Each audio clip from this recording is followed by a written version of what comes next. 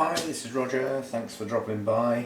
I've been dying to get this out of the pot, and it's one of those afternoons where I thought I'd be relaxing watching a game of rugby and there isn't one on. So we'll have a go at this. I don't think I'm going to be happy with what I find in the pot, but this is Dendrobium hibiki. It's actually a parents make it a primary cross. Actually, it's a cross between Bracteosum and Lavifolium, which if you look those two up from the areas they come from, they're in effect care wise just like Latorias, so not supposed to dry out totally, although in the winter time a little bit of drying won't matter that much, but in their growing season, which this one is currently doing, whether it's the middle of winter or not. So it's an out of season plant, I can tell that from what it's doing. But nonetheless, it's bordering on a continuous grower anyway, just by definition of where the two parents come from and the types of orchids they are. So first job, this, the only reason that was put in a clay pot is because it won't stand up. It's very, very lopsided. But I am going to be interested with what's in this pot. I doubt if I'm going to like it, and the chances are there's some roots to come off, so I'm just I've dunked my scissors in the isopropyl rubbing alcohol, but effectively dunking the scissors doesn't actually do the killing of anything that might be living on there. It's the evaporation, so I need to take the scissors out and allow that alcohol to evaporate fast, because that's what really does the job. So they can be doing that on the side there. I did snip a few flower spikes off this morning. Right, let's see what we got in here. Something horrible, no doubt. Oh. Alright, I won't be I won't be so pissed off as I thought I was going to be. I do not like that sort of thing for growing orchids in. That's not far off dirt. And you can see, look, I can squeeze that and get water out of it. And that did not get a heavy watering. Okay, it was only, what's today? Sunday. I think I watered, that would have been watered on Friday, I believe. And look at it, it's wringing wet. But what we don't have is a pot full of dead roots, which is what I was expecting, I must admit. And in my mind, I'm going to mount this. Now, it will be the first Dendrobium type that comes into my care category of what I call continuous growers that I will have mounted. Most of the Dendrobiums I've got mounted are resting type. Actually, that is a flipping good root system. I might change my mind and pop that now. It hasn't got the traditional solid plug in the middle. That's good, although it is pretty solid in the middle. But it's making a hell of a mess. And as I said, this stuff is almost like dirt. It's got no air in it at all. It's just compacted peat stuff. But nonetheless, the roots have been doing okay in it. So it hasn't degraded the root system any. At our Orchid Society meeting yesterday afternoon, Peter White was doing the talk. One of my favourite guys basically in the orchid world. And he had plants for sale. And he had some of these and they were in bloom. And I asked him, I said, is that the same batch that I bought mine from back towards the end of last year? He said, no, this is a new lot. He said, those lot that I got last year haven't flowered yet. I said, yeah, I know, I've got one. And he said, well, they shouldn't be too long. Give it, you know, come the longer days, a bit more light, they may well produce. That was his comment. Right, so that needs a good run under the tap.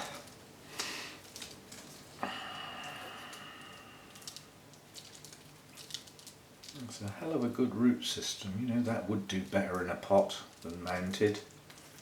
It is a more, well, the trouble is it is a sideways on plant. If I try and stand most of the plant upright, I end up with the best cane sideways on.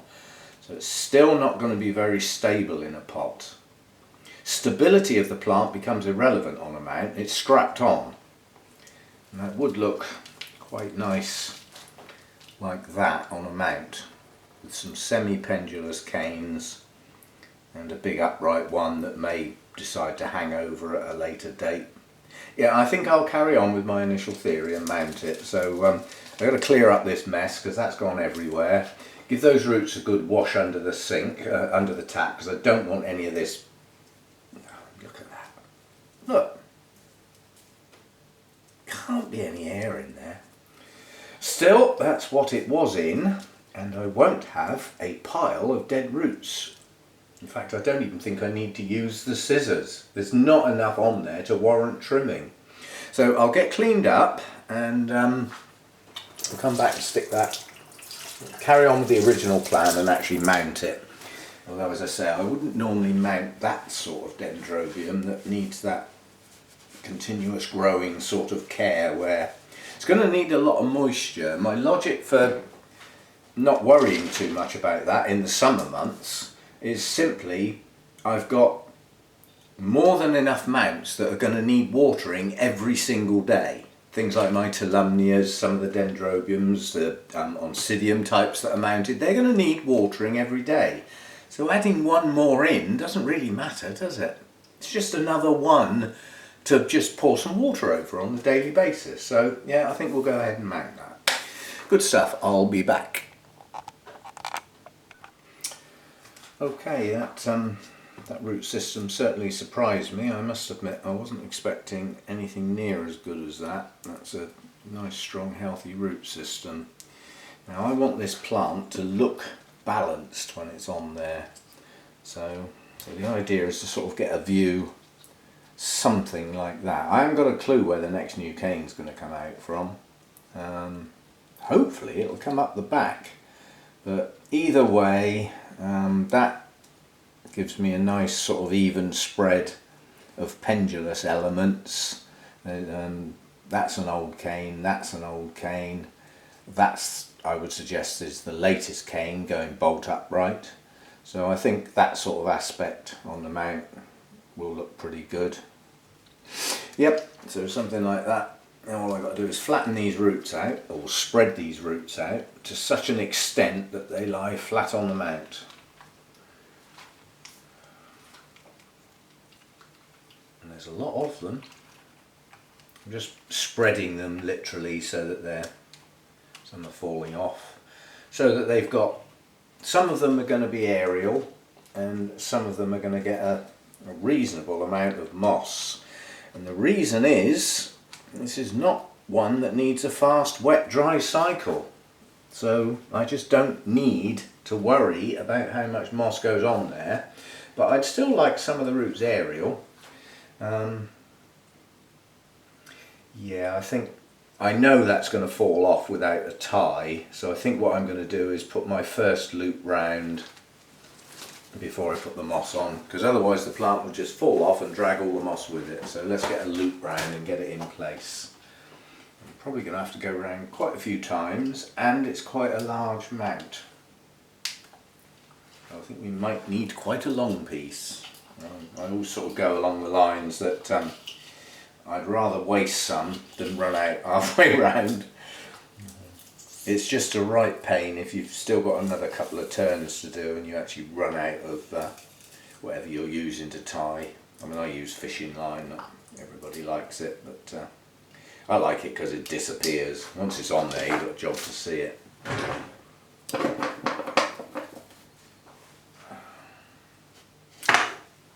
Come on, mess me about.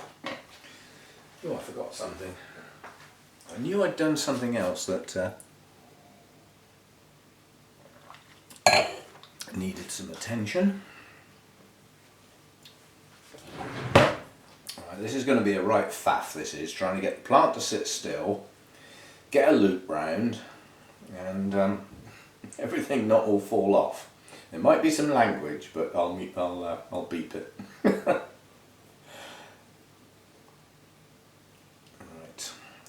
nice big loop. Let's get the straight on the floor, typical. Stay.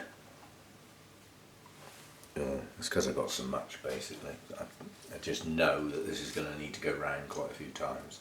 Right, we'll try flattening the roots out again. I can rearrange them after I've got the thing to sit still. I want it roughly like that. Now, I wouldn't normally put a loop round the plant, but I'm going to this time because I want to hold it still.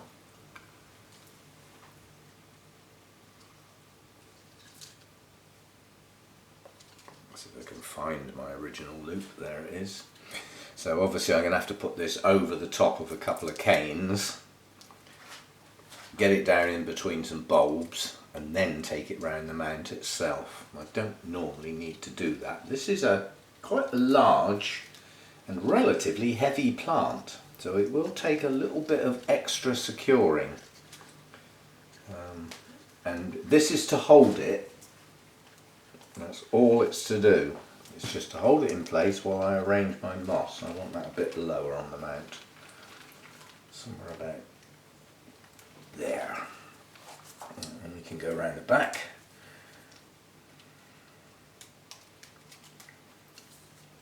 Like that somehow. Get my knot round the back. I don't want that round the front, do I? You need to be round there somewhere. And we can just pull that, and that's got the plant sort of held. Not tight, I just want it held. I think I'm going to have to go round again, even before I put the moss on. It's just a very heavy plant.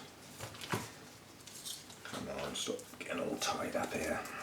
Right, so I think I need to go round that top part of that plant again, just here.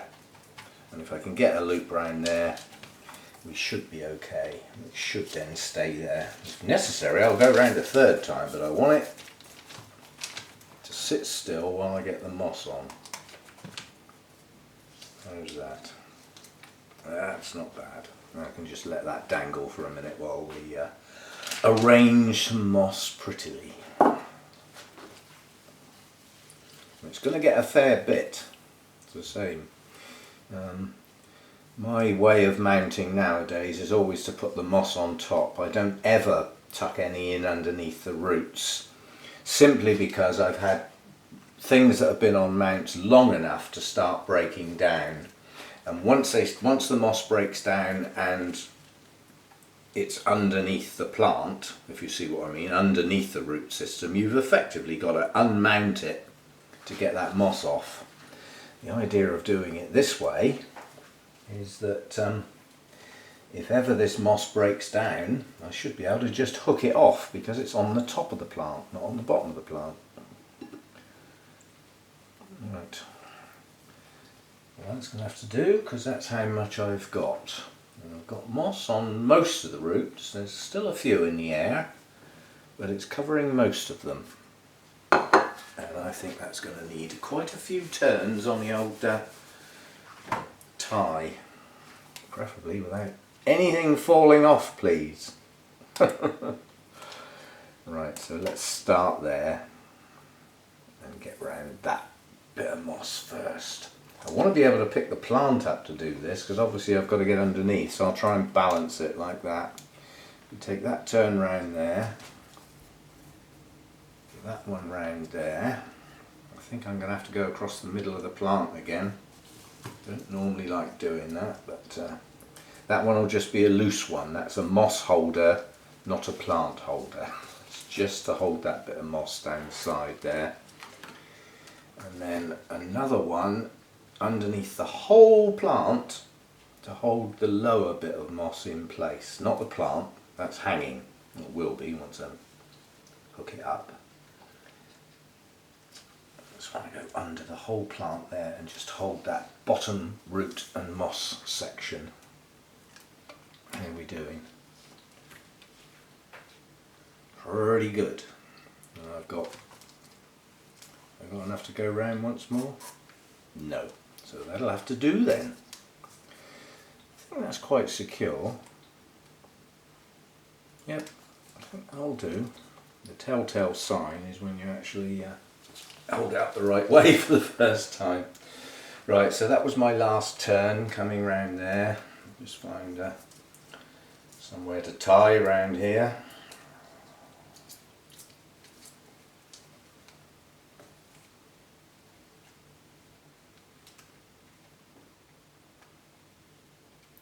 Yeah, right now I've got wet fingers. It's horrible trying to tie with wet fingers.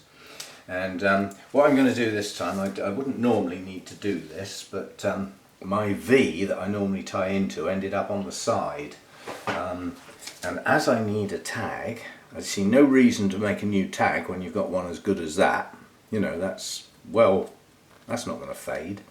So we can keep the tag, but what we can do is, just to extra security on the plant, pull all of those loops together like that.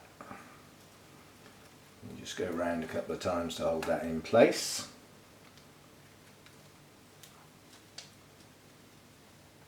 Make a loop, put the end through, effectively is a knot. Then we can get our tag hanging downwards, yeah. A nice hole already in it, that are good, saves making a new one. And just literally hold that in place.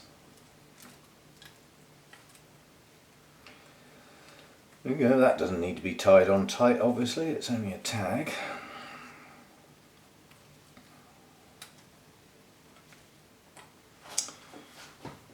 Where's my scissors? There we go. No loose ends. And that should be not too bad.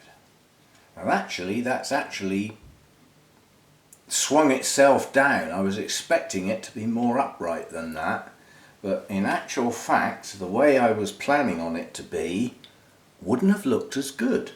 So the fact that that's fallen a bit, and that cane I was expecting to be quite upright, but we've now got very pendulous canes and some sticking out from the mount. That's actually not bad. And as a mount, you know, that doesn't look bad now. Mounts do look a little strange if the plant sticks upright. They tend to look a bit better like that. I suspect the next new growth is going to head skywards anyway. It'll probably come out and turn upwards towards the best bit of light, which is coming in from the roof. And that will give it a more balanced look, but I'm happy with that. The plant's secure, that's the most important bit, and virtually all of the roots are covered, which I also wanted. I've just spotted a loose end, we don't want that. Now with fishing line, because I've got pets, I haven't got kids, but I've got pets, and pets love to play with things like bits of fishing line, so I know I cut 2 pieces off, so I've now got 2 pieces to put in the bin. I haven't lost any or dropped them on the floor. Cats love to fiddle with things like that. So there we go, Dendrobium hibiki mounted. That could have just as easily have gone in a pot, and that's the first one of the type of care that I would class as a continuous grower that I've actually mounted, although strictly speaking there are some others lying around that, you know, that I water through the winter. I let them get dry, but not for any length of time. They're not classed as resting, they're classed as growing slower. So that's that one done. Dying to get that out of the pot, and very surprised at the root system it had. Very surprised indeed. It's nice when the surprises are nice, if you know what I mean, because a lot of the surprises you get in the pot is you lift the plant out expecting to see some roots to wash off and get nice and clean, and there's none there. So that was a nice surprise. That's a nice plant. I do think that does look nice mounted. Good stuff. Now come on with the buds. Let's have some blooms. And plenty big enough plant. The ones that were in bloom at the Orchid Society yesterday weren't as big as this, and they were in bloom. So come on. The last thing I want is that to go on the why won't you bloom list. So let's get on with it. Thanks for dropping by. See you next time.